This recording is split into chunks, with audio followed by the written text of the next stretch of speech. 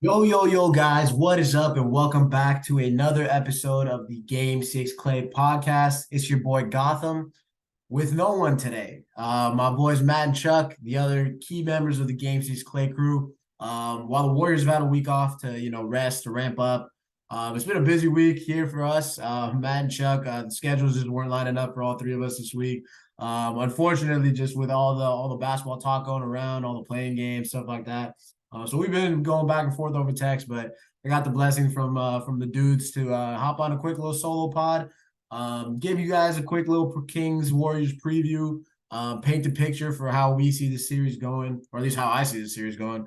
Um, Kind of just talk through a couple things and get some stuff off my own mind that it's always fun to do these podcasts for and get right into it, man. Playoff basketball is back. Dubs basketball is back. Playoff basketball. It's the best time of the year. And we're the defending champs coming off a run that last year nobody saw us winning it again. Again this year, we got people doubting us again, and if there's anything that fans, haters, anybody has to know is don't sleep on the Warriors when it comes to the playoffs. And we're right back to where we wanted to be right here, man. But fun first round matchup.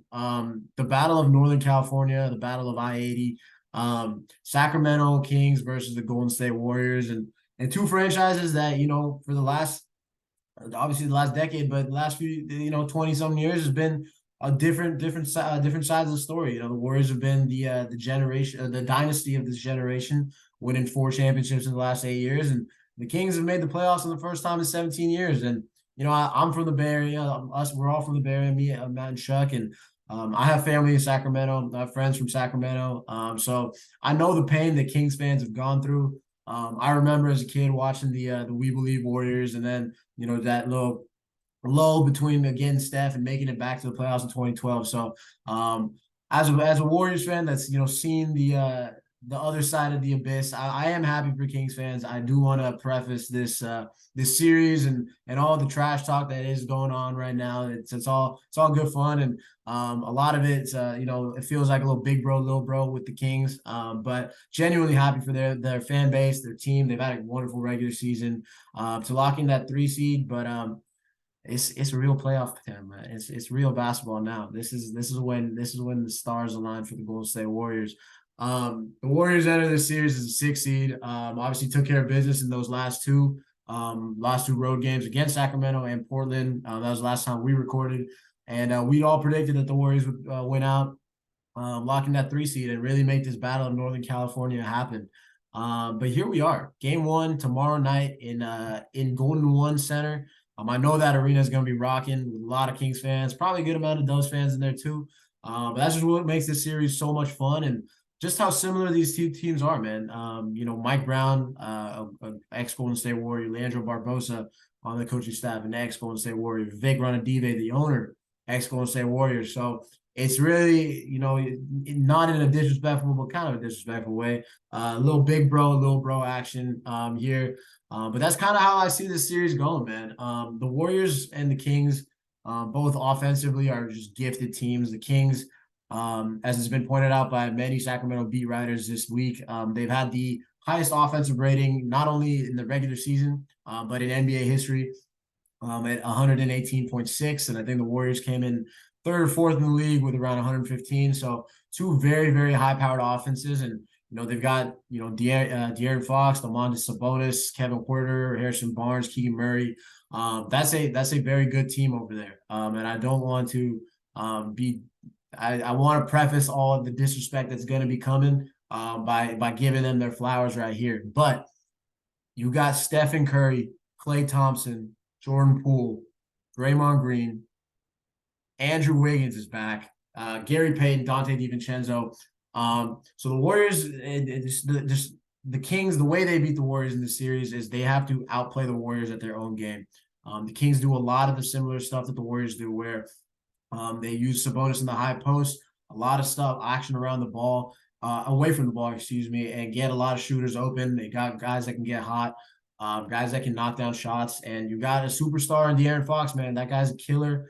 Averaged about 25 this season, all-star, deservingly so. Fox is a very, very good player. Sabonis is a very, very good player. So it's not gonna be an easy task to slow these guys down. But what the way the Warriors win this series is on the defensive end, which is where the Kings have really struggled this year. For as good as their offense has been, the defense has just not been there. It's normal with a younger team, especially in the NBA nowadays. You see such a high scoring output from teams all over the season, all over the league. So defensively is where the Warriors can really exploit the Kings here in this matchup. You know, people want to pull up the regular season receipts of the Warriors had an 11-30 record on the road, and they can't defend on the road, whatever it is. All that stuff gets thrown out the window. A lot of the time, and the reason that I'm so confident in the Warriors to not only flip the switch from for the guys there, but it's been a different team really that we've seen. This team has missed Andrew Wiggins for 46 games, I think. Stephen Curry was not there for 25, 26 of those games. You had Klay Thompson, out from back to backs. And a lot of those younger guys, DiVincenzo, Kuminga, you add GP2 back into the mix. So the Warriors playoff roster, the 9 guys that they have, Steph, Klay, Draymond, Poole, Wiggins, Looney, Kuminga, DiVincenzo, and GP2. So you got 9 guys right there. And of those 9 guys, there's 6 of them that can defend at a very, very high level with Draymond, Dante, GP, Kuminga, Looney, and Andrew Wiggins, the guy who has missed so much time. He's coming back.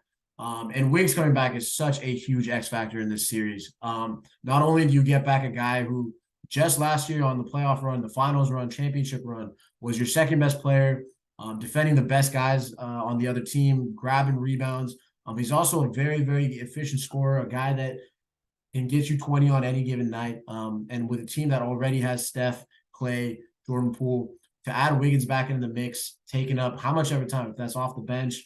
It sounds like it might be. I know Steve Kerr's been kind of hinting at, however it is, but saying Steph Curry can come off the bench, Andrew Wiggins can too, and that's no problem. I think this Warriors team has enough permutations and combinations of guys with those 9 players that they have that defensively they will be able to take advantage of the Kings. And offensively, yeah, Steph Curry. I know every year it's always, who's going to guard Luka, who's going to guard Jason Tatum, who's going to guard De'Aaron Fox, Sabonis. It's that never answers the real question, man. Who is going to guard Stephen Curry? Steph Curry has, in 26 playoff series in his career, he's lost 4. Since he figured out how to win a championship, he's lost 2.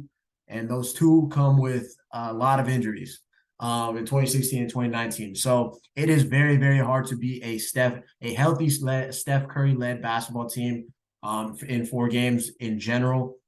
And the fact that this Warriors team has 9 guys that they can throw out there, can play defense, can score the ball. It comes down to taking care of the basketball, playing defense, and not grabbing rebounds. The Warriors play their best when they get out in transition run. The Kings want to play that same type of game. So if you want to get into a boxing match where as a scoring punch here and there, the Warriors can do that, but they also have the ability to defend, and I think that's where the experience factor comes in. The ability to get the job done on the road, that all comes with experience. And the Kings, for as great of a season as they've had, they do not have that experience. So I think that game 1 tomorrow night is going to be a huge, huge test for Sacramento. I think a lot of the pressure is on Sacramento for game 1. Obviously, the first playoff game in 17 years. Those fans are going to be hyped up. Those players are going to be hyped up, and the Warriors know that. They've been here, man. They've done this for over a decade. They've won 4 championships. They are the defending champions, and a lot of games. The games have different value. I know. It's a long series, a 7-game series. You got to win 4. Nothing gets done in game 1, but to land a blow by stealing game 1 in Sacramento out the gate, you really just deflate the Kings off the jump. And I think the Warriors, when you heard Draymond talk about it on his podcast, he said using the experience to their advantage and throwing the Kings off kilter. This is what they're talking about: is coming in and punching them in the mouth in their home court to start the series off and set the tone. And that's what championship teams do. That's what I believe this team can do. And look, it's in Sacramento, so I assume there's going to be a good amount of Warriors fans in there too. So hopefully it's not as much of a road game as it is, but I got the Warriors winning game 1 tomorrow night. It should be a close game. I think a lot of game 1s are just to get a feel out. But I see the Warriors' experience and their defense really picking up. That jolt of getting Wiggins back should be enough to hopefully get the job done tomorrow night and take a 1-0 series lead. I see the Dubs winning the series in 6, and I'm giving them 6 just because of the whole home court thing. Do I think they can win 2 games in Sacramento? I think they could very easily win those first 2, and it could be 4. I don't see it. Could be 5, could be 6. We'll see. But they got the Dubs winning the series pretty comfortably, and moving on to the next round. But it comes down to this, man. This is what we've been waiting for. This is the time of the year that the Warriors have been waiting for. For everything that went wrong in this regular season, just with the punch and guys being out, injured, trades.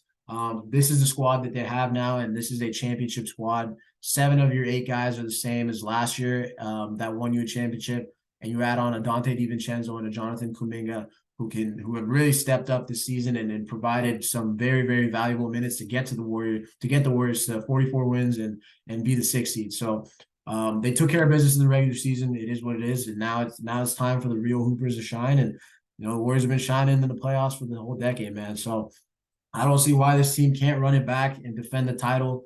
We'll get into all that and a lot more throughout this playoffs. We'll get a full squad. I want you guys to follow us on AMP. Download the app. It's a very fun platform. It's Amazon AMP. We'll be doing a post-game show on there. Me, Matt, and Chuck after game 1, and we'll be doing a lot more post-game, pre-game stuff, live shows where listeners, you guys can come in, interact with us, ask us questions, hop on the show, talk with the crew. It's always a good time, man. Hope you guys enjoyed this episode. I got nothing to shout out except hopefully you guys like the solo episode. Hopefully I don't have to do it that often, but I love having Matt and Chuck on here, but it's always fun. We're a little weird talking to myself this whole time, but hopefully it came out well. But till then, man, enjoy game 1, go Warriors, and we will see you on the next episode, probably before game 2. But till then, go Dubs. Peace.